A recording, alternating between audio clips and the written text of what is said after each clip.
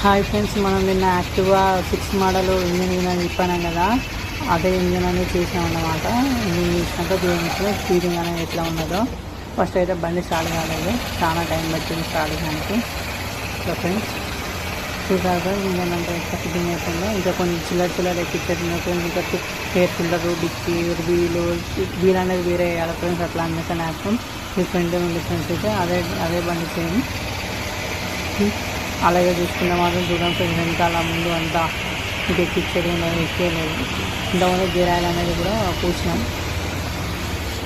అలానే air filter కూడా చూస్తే ఎయిర్ ఫిల్టర్ కూడా చాలా డస్ట్ ఉన్నట్టున్నాయి, అట్లానే ఇప్పినాం.